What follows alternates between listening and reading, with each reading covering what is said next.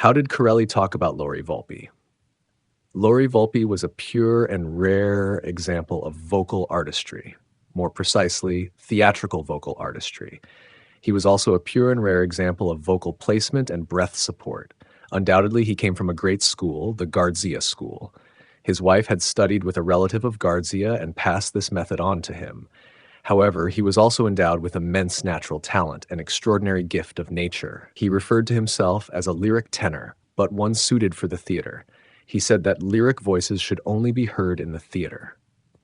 Lauri Volpi had a voice with a vast range, remarkable breadth, and unique brilliance. I don't think there has ever been another voice as brilliant as Lauri Volpi's.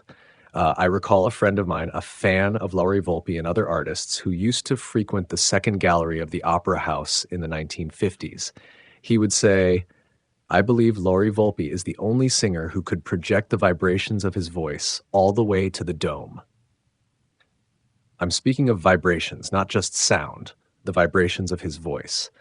When you watched him sing up close, you could see how Lauri Volpi applied this famous method, a method everyone talks about but few truly master. He personified this method. The longevity of his voice is proof that what he did was right. I once introduced myself to Lauri Volpi, and he graciously welcomed me to his villa on Via Nomentana. He listened to me sing, liked what he heard, and said I was humble. But it wasn't about humility. It was about the fact that this man knew so much, and I wanted to learn from him. He said to me, "Corelli, it might be a little late now, as I'm leaving for Valencia. Why don't you come down? In Burjasot, we can spend time together, and I can help you achieve what you're asking for." And so began my annual pilgrimage to Burjasot, 10 days the first year, 20 days the second year, and 30 days the third year. Those times were filled with wonderful walks in the vast park of their estate in Burjasot and grand meals at Os Vivero, one of Valencia's finest restaurants. He refused to consider himself a teacher. He said, "If I were to admit that, it would be an act of presumption." He treated me like a colleague, and I went there solely to absorb part of his immense experience, which he generously shared with great kindness.